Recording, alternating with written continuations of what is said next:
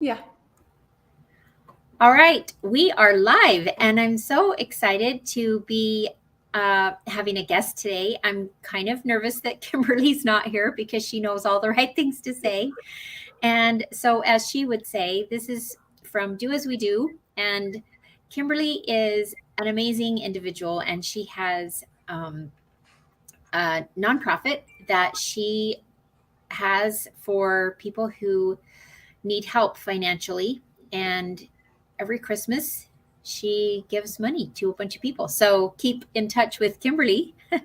And she is on a ship right now, the USS something. I forgot. So Kel and I are taking her place today, and we're really happy to be here to continue the show that we did last week about safety in the home and specifically in the bathroom. And Kel is a physical therapist, and she is the professional that you need to ask to come into your home. Well, if you live where she lives, but so asking a physical therapist or an occupational therapist, and she's going to go into that more, is what you need to do if you have any questions or you struggle with some safety issue that your loved one has, because she knows how to help you solve all of those problems.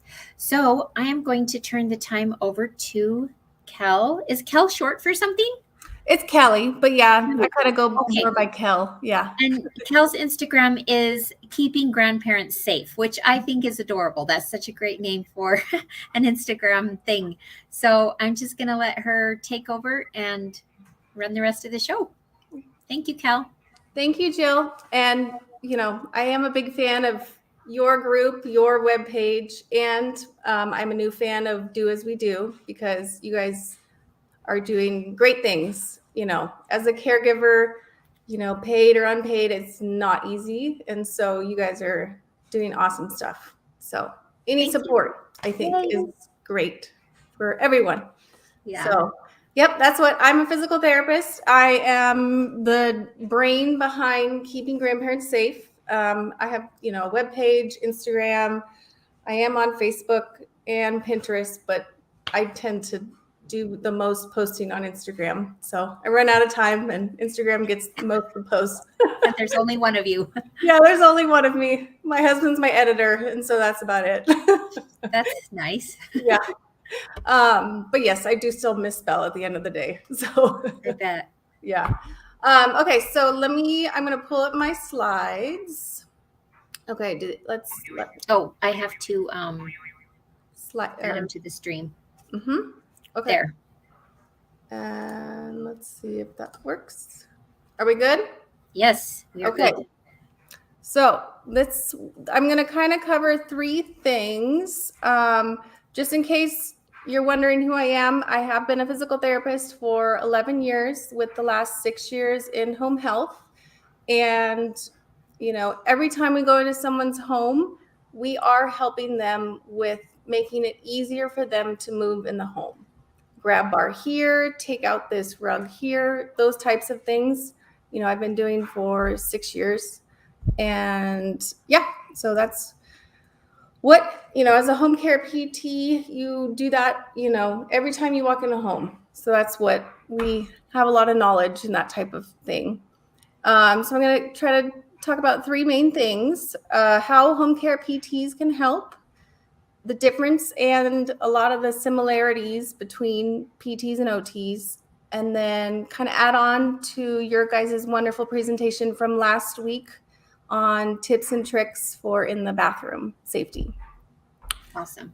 So, and I just want to say really quickly, I'm a physical therapist. I'm a physical therapist assistant, and assistants can go into homes too if their patient is the one that's going home. And that's been really fun for me. I've done home health for many years. And so, yeah, if you have a PTA that's been working mostly with your loved one, you can ask them to help you too. Yeah, physical therapy assistants are sometimes much better than PTs. I have a PT assistant, and he works a lot with a lot of my patients. They just love him. So, and it's not that we're better; it's that we get to have more patient care time because PTs are so swamped with paperwork and stuff. And it keeps increasing. I know. So yeah, PTAs are great too. Oh, and there is also OT assistance too. Yes, So, CODIS. yep, they're all good. So, I have a blog post on my webpage, and I kind of pulled most of this from it. And it is basically how we can help. And I think a lot of people are intimidated by the fact of a physical therapist coming into their home, and it can be intimidating for the patient. And, many times when I call to schedule someone, they'll ask, oh, are we going to do exercises right away? Or are you going to stretch my knee? I don't want any of that. And that's fine, actually. So a lot of people are nervous and think we're going to come in and make them do all these exercises and just, let's try to run a marathon. Yeah. And that's not what we want to help people to move better in their homes. So it can help to have a third-party practitioner kind of suggest things that maybe your family members are already kind of thinking that would help. And, they will try to always work with your opinion and your family's opinion on how to make things easier. And I have been in homes where I don't want to do an exercise. That's fine. That's, but there's an easier way to stand up from this chair. So let's try it that way and see what you think. So, yeah. I mean, what else do you think about that, Jill? I mean, you've been in the field for many years, so. Yeah. And when I first started, I was kind of bossy and learned right away that people didn't like me to tell them what to do in their own home, especially men. And I was pregnant when I first did my first few home health visits, and I was quite pregnant. And some guys were like, you can't come in here. You're just a little pregnant girl. How could you come in here and tell me what to do? They were just like, where are you even coming off doing this in my house? So I did have to learn to back off. And like Kel said, we're there for suggestions and for help, and to just do our best to instruct you in anything that will help your loved one be safe. We're not there to tell you what to do. No. I think it draws a certain type of personality into home care. You're just a flexible type person, you learn, or you are not super rigid and this has to be this way. So I feel like most of us either become or are much more flexible in terms of working with people. So that's, yep. And then, so a lot of times, an outpatient or in the hospital, the distinct difference between PTs and OTs, there's a pretty clear line. You kind of, there's a difference. But in home care, we do tend to overlap a bit, and it can be confusing. The main point that I think that PTs and PTAs try to focus on is the ability to move the body better. Move from one room to another a little easier, out of the chair a little easier. And the OTs tend to focus more on activities of daily living, getting dressed, toileting, taking a shower, brushing your teeth.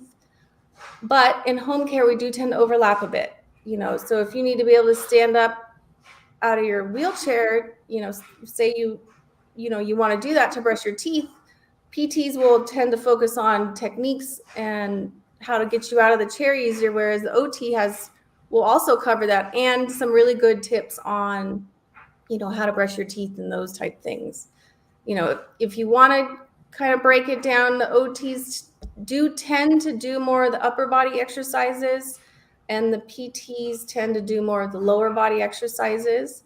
But I have been on, I have helped a lot of patients where there is not an OT, and, I'm more than happy to give upper body exercises. And also, we do know a lot about shower transfers and how to get in and out of the shower very safely. So what do you think, Jill? So I think you covered that really well. And kind of in a nutshell, if you compared PTs and OTs to like writing a book, PTs know how to diagram sentences and make a premise and do all the underlying stuff. Like we know how to help people strengthen their muscles and move their joints and stuff like that. But the OTs are like the ones that write the book. Like they do the functional stuff. Like they put it all together and make sure that strength and joint mobility that the PT is doing can help the patient actually do what they want to do all day, every day. So that's what they're like, the main part. If I had it to do over again, I'd be an OT. Yeah. They do all the fun stuff. PT's fun too, but OT is, the functional part of all the fun stuff that we do that they hate. Yeah. And I would say if you have the option to have one or both, take it. I think having two clinicians, that even if we overlap a bit, it's great to have two different opinions. Yeah, for sure. I was working with a patient and the OT said, you know what, I think he would be better off, to wear this type gait belt than the other one. And I completely agreed because it had the little handles on it and it made more sense, So if you have the option to have both, go for it. Yeah, I agree. Yeah. I will say though, the OTs, if you have a tough time getting dressed, they are the experts. I don't know if you've seen some of those memes on Instagram where it's PTs trying to teach a patient how to get dressed, and I can't. So they know all the good stuff. So yeah, we do tend to, overlap a bit and work as a team. Many times we are on the phone with each other. Hey, what do you think about this? How can we help? So, and then, in reference to the tips and tricks you guys talked about last week, you guys talked about a shower chair. So the shower chairs that I tend to think that are the best is, I'll pull it up on Amazon here in a second, are these ones. And the main things you want to look for, I think, are adjustable legs and the fact that it has either handles or grab bars on the side. So in this one, you can see there are little handles on the side, and that is fine. But the ones with the grab bar are nice because then you have something to push up out of the chair. And then just to note, the width of the legs is what you want to check to see if it'll fit in your shower. So some of the older showers, they're so narrow that you might need to do a different device. But those are the main things that I look for. Let me see if I can pull up my favorite one. There. This is one of my favorites because it has the grab bar and the handle and everything along with the adjustable legs. I mean, what do you think, Jill? Yeah. That's a good one. Yeah, it's not cheap. Nope. But cheaper is less safe usually. Less substance. Like when they're cheaper, they're more likely to tip or more likely to, not, function as well, not be there for you when you need them. So, you've come this far with your loved one. Don't be cheap now. Yeah. And if you're going to use it, it's worth it. Yeah. Yeah. So, that's why I like this one, is because of these nice grab bars. It does help to kind of have something to push off of instead of having to go lower on the seat, Yeah. I think this one is like $69, $70. Mm-hmm. Yep. So the difference between this one and a cheap one might be $20, but it's way cheaper than an ER trip. Yep. Exactly. So that's how I look at it. Yeah. And I think you guys were talking about the one the OT had recommended. And I think I saw that on your Facebook group a while ago. It was the one with the legs they adjust by turning. Yeah. And they were kind of roundy on the bottom. Mm-hmm. I see that one more in care homes. And so I don't have as much experience with those. And in terms of the stability of the legs, I like this one. Okay. Good. Well, I'm glad you came on and pointed that out then. But the other one is good too. I know, facilities, I see them a lot, which, but I'm used to this one in the homes with the metal legs, and I just find it easier to adjust the legs with the pins than having to kind of try to make sure everything's all like that. Yeah. Yeah, but Nice. everyone has their favorites. Their druthers. Yep, for sure. And then let's see here. The toilet riser is one of my favorites for in the bathroom. Oh yeah, we didn't talk about that one. I'm glad you brought that up. Yeah, anything to make it a little higher, because when you're, especially in older homes, the toilets can be quite low, and if you're sitting there and your knees are above your hips, I mean, we all know how tough it is to get out of a lawn chair. Yeah, or up a low couch or something. Yeah, so if you apply that concept to the toilet, if you can get it a little higher up, it's easier to stand up. And, same concept as the shower chair. I do like this one. It has the grab bars on the side, but it doesn't always fit in some toilet spots, Yeah. And it's important to make sure you lift the lid of the toilet before you try to put it on the bowl. Mm-hmm. And, some bowls are long shapes and some bowls are round shapes. So, measure and make sure you know what kind of toilet you're putting your seat on before you run to the toilet seat place and get one that doesn't fit.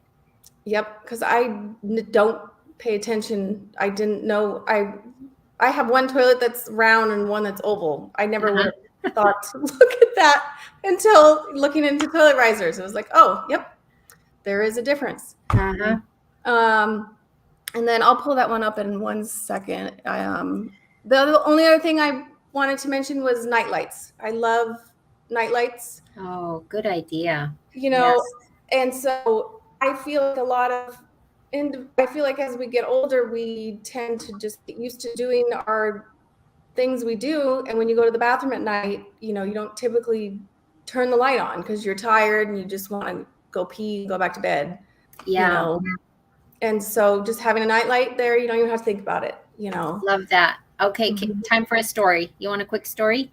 Yes. So I had a patient, this is when I worked in a skilled nursing facility, and I did home health. So I would see my patients there. And then if they selected the home care agency that I worked for, then I would follow them at home.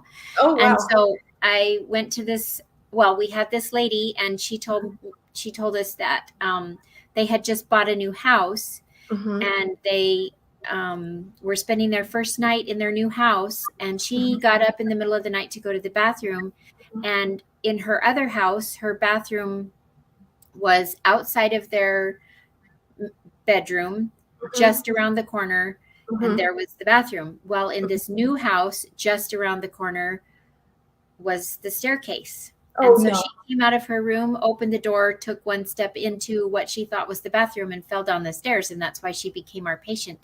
And if there had been night lights, she would have seen the stair. Yeah. Instead of, and if she was used to thinking there should be a light, and she wasn't confused, like she didn't have any dementia or anything.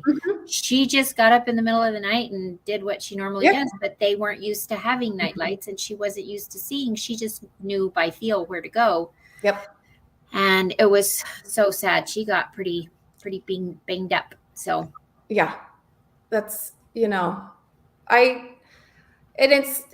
be working with patients, and they're just so used to doing what they do, and that's great. Okay, let's walk down to the bedroom, and they're even their hallway in the middle of the daytime will be very dark. It's just, if you don't have skylights or, and and she just never was used to turning the light on. And then she would say, oh, you're here, so I'm going to turn the light on. A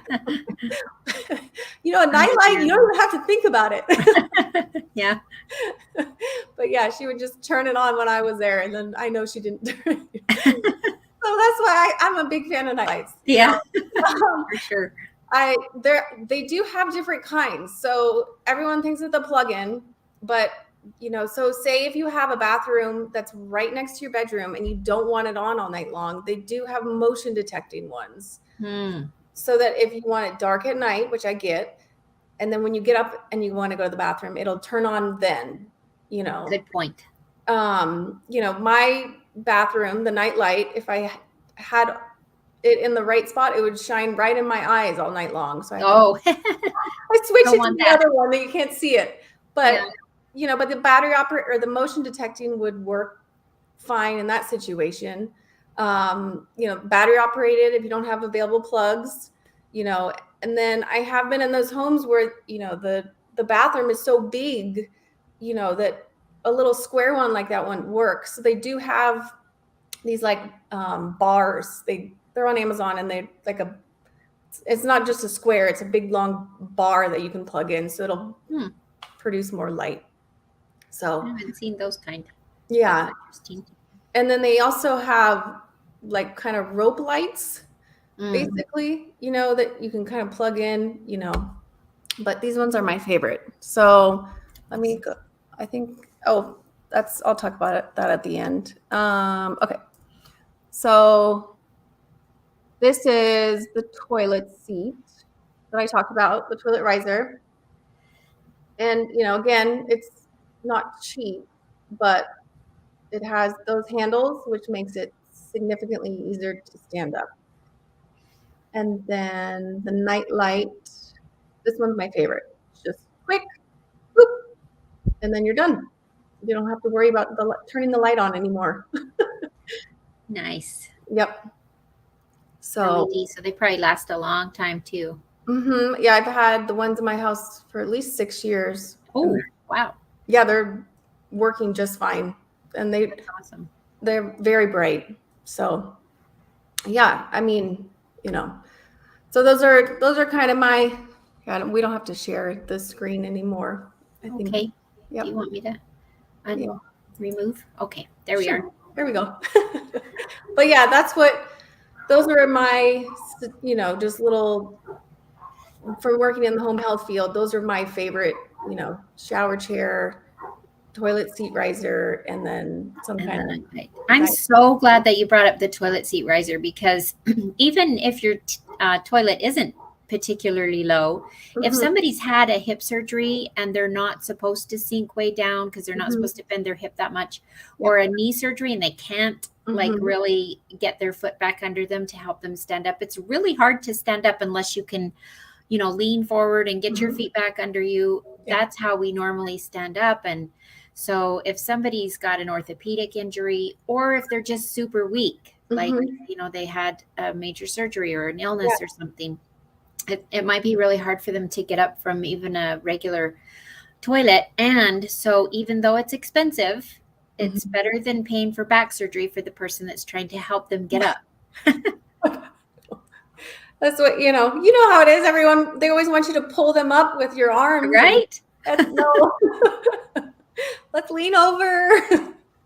But there is, you know, the toilet seat riser is not something that's typically at a senior center or a donation closet, you know, for obvious reasons. Yeah, they're kind of sherry of germs. Yeah. So you have to clean them. Yeah. But, you know, sometimes a neighbor has them and you don't mind, you know, there's sometimes different options instead of, you know, the $70 one, but I think it's worth it. For sure. Yeah, absolutely. So, and I don't know what the current situation is, but I'm still doing home health, but I have a supervisor who pretty much handles, you know, getting stuff. But sometimes when somebody gets discharged from a skilled nursing facility or from rehab or whatever, then insurance will pay for them to have some things in their house. Yes. Not sure if toilet seat risers are on that list. Do you know? It depends on the insurance. Okay, it depends. Yeah. So yeah, I mean, I know, you know, I think you can sometimes you can get a commode covered through Medicare. Oh, a bedside commode. A bedside commode. I think sometimes you can get that covered, especially if it's ordered at the hospital or the facility. Sometimes they can get that going quicker. And that can work as a toilet riser. It's not as nice, but yeah. Just set it over the toilet and the little bucket goes down into the tank. Yep. I mean, not the tank, the bowl. Yeah. Or sometimes you don't want to walk to the bathroom at night when you first get home. So you just put that next to your bed. Yeah. Yeah. But Medicare, I think sometimes will cover the commodes, but the risers, I don't think they cover them anymore. Okay. But some insurance companies will cover those things. It's, it can depend. So, yeah. And then there's always resources, community resources. If you really, really can't buy anything, if there's anything that you need for your loved one that you can't afford, find the county or 5 counties or however many counties have like an organization that helps transition people to home and helps people with home things that aren't covered by insurance or whatever. Then be sure and find those resources. And if you need help finding those resources, you can contact Kel or me or Kimberly, and we can help you. So if Kel's done, do you want to let people know how they can get a hold of you, Kel, and about your program that you have for home safety? Yeah. So email, info@keepinggrandparentssafe.com, Instagram. Oh, yeah, that's so easy. Yeah. Instagram, Keeping Grandparents Safe. I will put the recommended, do you want me to put the recommended products in the comment section? Do you want me to? Yes. Do you that? have, can you see that post a comment thing right there? Yeah. Yep. And your contact information. And so I'll put that down there. Just a side note, I just recently became an Amazon affiliate, so I could use their pictures. Oh, nice. You can't just use them. I was like, oh no, I don't care about the money, but if people look it up, I don't care. But it was to use their pictures sometimes I had to become an Amazon affiliate. But anyways, I'll put them at the comments section. And yes, so my website, keepinggrandparentssafe.com, I have a freebie library where I have handouts, exercise handouts. There's a whole handout on night lights. There's a 21-page ebook. It's like a home safety kind of intro thing. And then, I just launched my course. It's about an hour and a half of video content, and it covers home safety in each room. So I try to put myself in the shoes of my friends. That's kind of why I created this course, is their parents or grandparents are moving a little differently, and they're like, so where do I need to put the grab bar here? They can't get out of their chair. What do we do? And so I created the course to basically kind of help someone who, doesn't have the experience that you and I do, and to, each room. So each room, okay, if they have a hard time getting out of the chair, you have these options. And then it comes with the 49-page ebook. So nice. That will be a great resource. Yeah. Because these things don't come to us naturally. Like, we have to learn it. Somebody has to say, well, there's this wonderful item that can help you, and you might want to think about that. And your loved one that you are, caring for is a person with unique, capabilities and unique problems and unique challenges. And so it's fabulous to have a professional third party, somebody to look in on the two of you and see how you're doing, and just make your life so much easier, even aside from safety. Oh my goodness, there's so many things that can make your life as a caregiver so much easier if you just have any idea of how. So that's what, if you have the option of getting home care PT or OT, I think it's great, and then I kind of created this resource as something kind of before you need the home care PT, just they're moving a little differently. Let's try to do little things, so that's what, just to keep us all safe. More resources. So that's my goal. So thank you so much, Kel. Yeah, thank you. You're a good find for me on Instagram. So, okay. It looks like we are just about done. And any questions, anyone who might be watching? Sometimes we have some comments and sometimes we don't, but I know people are watching because they ask me questions privately sometimes too. So you never know who's watching. So we really are thankful that you're here if you are watching live, and if you're watching the replay or watching it on YouTube or wherever you are. We love you and we really care about you and your loved ones, and we want you to be safe, both of you, because it's pretty common for loved ones to get injured too while they're, trying to work through all the crazy things that come up. So yeah, just know that we're here for you if you have any questions, and we will see you next week. And we'll have Kel on again for another amazing topic. Happy to help. Okay, awesome. Thank you so much, Kel. Thank you very much, Jill. Okay, you're welcome. Good night, everybody.